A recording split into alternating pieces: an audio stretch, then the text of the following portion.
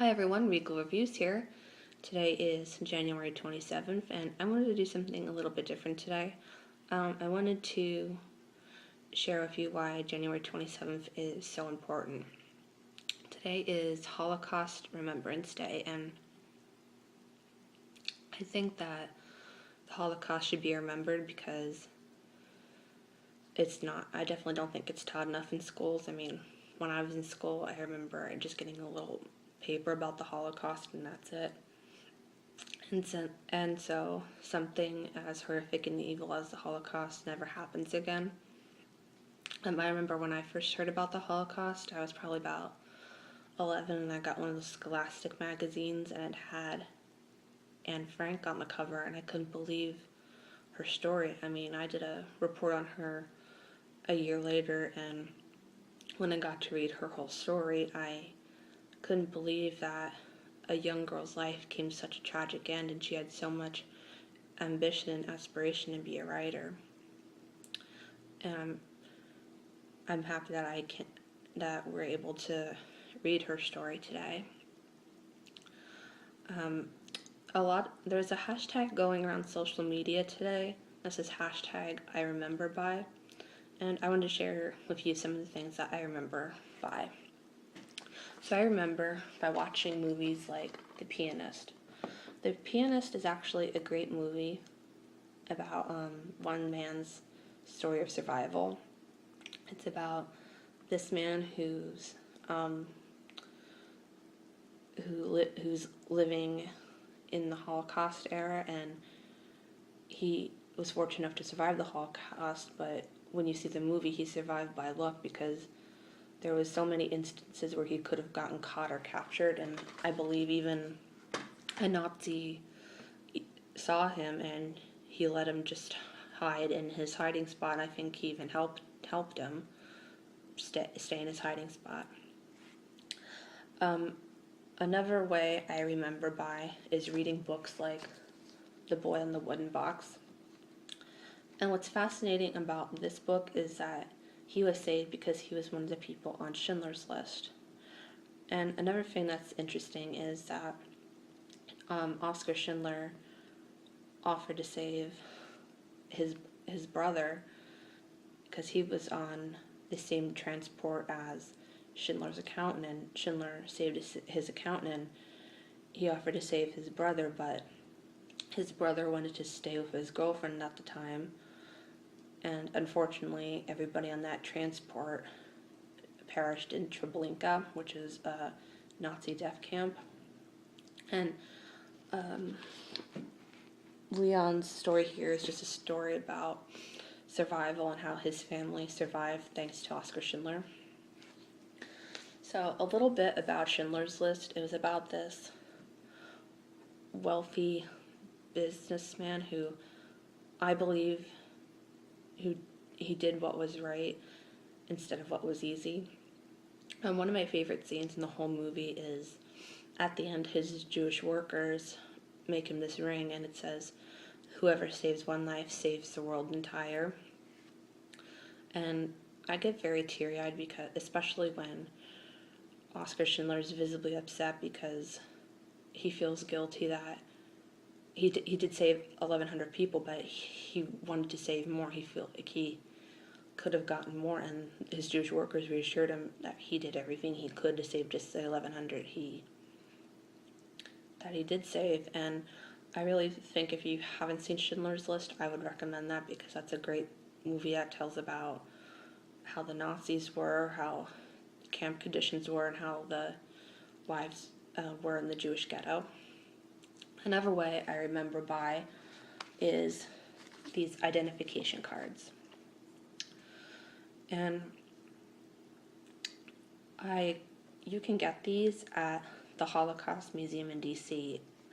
I actually got these when a few of my family members went to DC, and they asked me if I wanted them to bring anything back for me, and I said, if you happen to go to the Holocaust Museum, can you please bring me back identification cards? And they asked me why I wanted identification cards, and I wanted them because each of these ID cards holds a story, whether it's a story of survival or if their story came to a tragic end, but I believe that these cards should be cherished, and I believe their stories should be remembered, whether it's tragic or a story of survival. Let me grab 2 cards here so you can maybe remember their story. So this first card here is about Fritz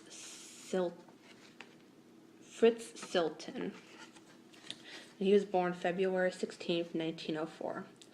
Fritz was the youngest of 2 sons born to a Jewish family in the German capital of Berlin.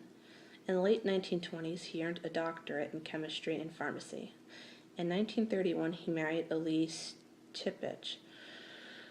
In 1933, the couple had a daughter, Gabrielle. Fritz worked in his father's pharmacy until 1938, when the Nazis forced them to sell the business for a fraction of its value to an Aryan German. Leaving his parents behind was agonizing, but concern for the safety of his wife and daughter forced Fritz to move in 1938 to Amsterdam. He opened a pharmacy and sent for Elise and Gabrielle. 1 year later, his mother joined them, and his father elected to remain in Berlin. In May 1940, Germany invaded the Netherlands.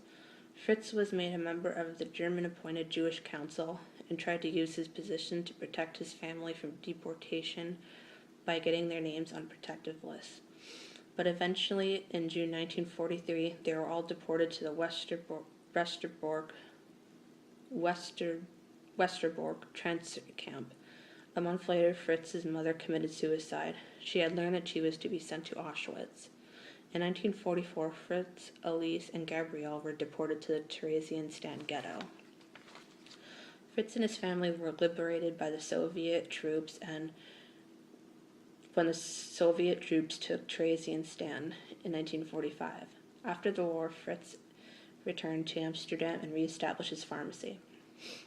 So fortunately, his family was able to survive the Holocaust. So let's read this next card here. This card here is Zygmunt Adler, and he was born July 18th, 1936. Zygmunt's parents were Czechoslovakian Jews who had immigrated to Belgium. His mother, Rivka, was a shirt maker. She had come to Belgium as a young woman to find a steady job, following her older brother, Jeremy, who had moved his family to Liège several years earlier. In Liège, Rivka met and married Otto Adler, a businessman. The couple looked forward to raising a family. Zygmunt was born to the Adlers in 1936, but his mother died 1 year later. His father remarried, but the marriage didn't last. Zygmunt's father then married for a 3rd time, and soon Zygmunt had a new half-sister and a stable family life. As a boy, Zygmunt often visited his uncle Jeremy's family, who just lived a few blocks away. Zygmunt was 3 when the Germans occupied Belgium. 2 years later, the Germans deported his father for forced labor. After that, Zygmunt's stepmother left Liège, giving Zygmunt to Uncle Jeremy and Aunt Shaish. The Nazis then began rounding up Jews in Liège. Some of Uncle Jeremy's Catholic friends helped them to get false papers that hid their Jewish identity, and rented them a house in a nearby village. 2 years later, early on one Sunday morning, the Gestapo came to the house. They suspected Jews were living there. Zygmunt, his aunt, and 2 cousins were sent to the Mechlin internment camp and then to Auschwitz, where 7-year-old Zygmunt was gassed on May 21st, 1944. So Zygmunt's story unfortunately came to a tragic end, and it's just amazing that something happened to such an innocent boy. So if you're on social media today, I hope you can use the hashtag #IRememberBy.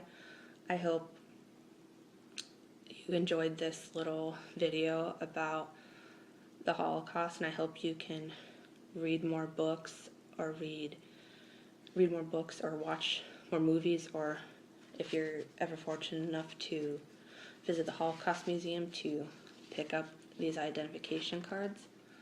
So I hope you enjoyed this video, and I hope that you'll use the hashtag #IRememberBy and just learn to be kind to one another and remember.